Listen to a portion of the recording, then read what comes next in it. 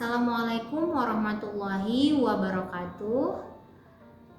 Nanda, kita lanjutkan kembali materi kita mengenai interaksi antar komponen dalam ekosistem. Sebelumnya kalian sudah mempelajari tentang satuan ekosistem dan komponen yang terkait dalam ekosistem. Nah, bagaimana interaksi antar komponen dalam ekosistem itu? Interaksi dalam komponen itu ada beberapa pola bentuk ya. Ada namanya, yang pertama itu adalah netralisme. Netralisme itu adalah hubungan yang tidak saling mengganggu dalam satu ekosistem. Misalnya antara cacing dengan ulat ya, karena mereka dalam satu ekosistem itu tidak saling mengganggu karena jenis makanannya yang berbeda. Itu namanya netralisme, atau hubungan antara ayam dengan tikus, jadi tidak saling mengganggu, tetapi bisa hidup rukun ya dalam suatu ekosistem. Kemudian yang kedua itu ada kompetisi. Kompetisi itu adalah persaingan dalam memperoleh kebutuhan hidupnya, atau bisa juga dalam mendapatkan tempat tinggal, misalnya antara singa dengan harimau ya. Mereka itu bersaing dalam mendapatkan makanan karena jenis makanannya yang sama. Misalnya contoh lain itu ada rumput yang dimakan oleh sapi dan kerbau, jadi bisa bersaing juga ya dalam mendapatkan makanan. Yang ketiga itu adalah namanya simbiosis.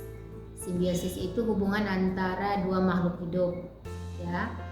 Simbiosis itu dibagi tiga, ada namanya simbiosis mutualisme, hubungan antara makhluk hidup yang satu yang dua-duanya untung. Nah, itu namanya mutualisme, saling menguntungkan. Misalnya antara bunga dengan serangga ya. Serangga itu akan mendapatkan madu dari bunga dan bunga akan terbantu terjadinya penyerbukan. Yang kedua ada namanya simbiosis komensalisme. Simbiosis komensalisme ini hubungan antara makhluk hidup yang satu tidak untung dan tidak dirugikan ya. Yang satu tidak diuntungkan, tidak dirugikan, yang satu juga untung gitu. Misalnya antara ikan remora dengan ikan hiu.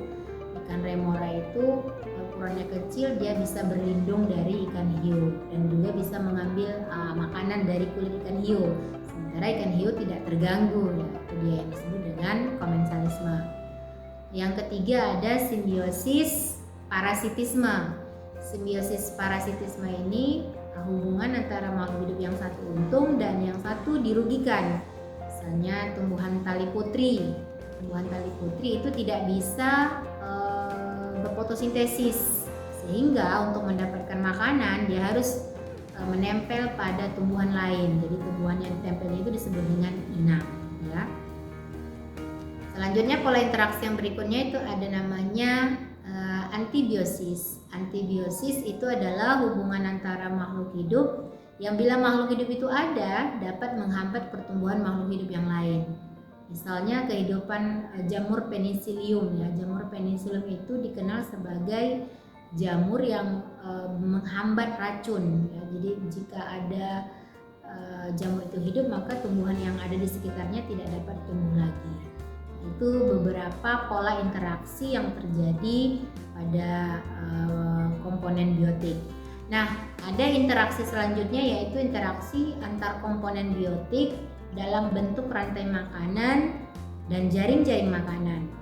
Kalau dalam bentuk rantai makanan itu adalah peristiwa makan dan dimakan oleh makhluk hidup mengikuti pola urutan tertentu. Misalnya hanya ada satu jenis makhluk hidup yang menempati pada satu tingkatan. Produsen itu ditempati oleh tumbuhan sebagai tingkatan tropik 1, kemudian dimakan oleh ulat. Itu jadi tingkatan tropik kedua. Ulat dimakan oleh burung kecil, jadi tingkatan tropik ketiga. Jadi hanya ada satu jenis makhluk hidup yang menempati satu tropik, itu namanya rantai makanan. Nah, ada kemudian yang kedua itu tadi jaring-jaring makanan. Jaring-jaring makanan itu adalah kumpulan dari beberapa rantai makanan. Jadi bukan hanya satu jenis tumbuhan, bukan hanya satu jenis konsumen, tapi banyak ya. Semakin banyak itu semakin kompleks ya. Dan misalnya dalam ekosistem sawah tidak hanya padi, ada tumbuhan jenis yang lain, rumput dan lain-lainnya.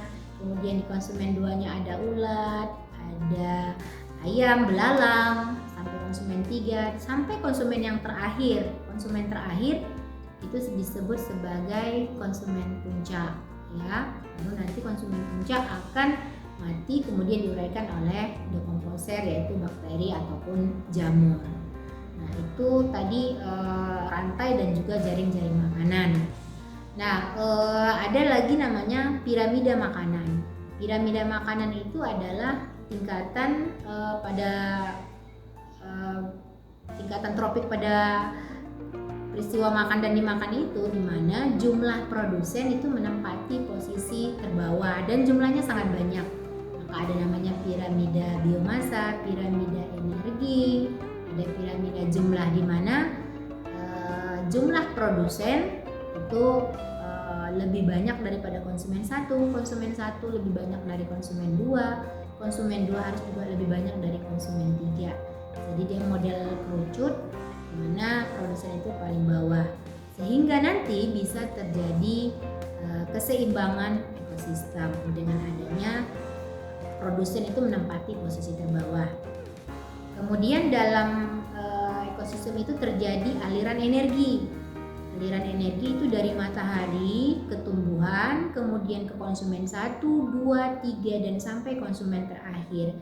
Jadi semakin ke atas energinya akan semakin berkurang ya. Produsen memiliki jumlah banyak energi yang diserap dari matahari, kemudian nanti dimakan oleh konsumen satu, sehingga jumlah energi yang masuk ke konsumen terakhir itu akan semakin sedikit ya.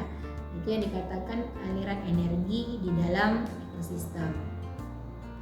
Supaya terjadi keseimbangan ekosistem, jumlah produsen, konsumen 1, 2, 3 dan seterusnya itu harus dalam keadaan sebanding ya, sehingga terjadi perpindahan aliran energi ya, terjadi juga keseimbangan ekosistem. Jika tidak terjadi keseimbangan ekosistem, maka nanti akan terjadi persaingan yang lebih berat lagi yang bisa menyebabkan makhluk hidup yang tidak bisa bertahan akan punah atau mati. Demikian pembelajaran kita mengenai interaksi antara makhluk hidup dan lingkungan. Silakan kalian baca buku lagi dan tonton lagi video-video pembelajaran. Semoga bermanfaat. Wassalamualaikum warahmatullahi wabarakatuh.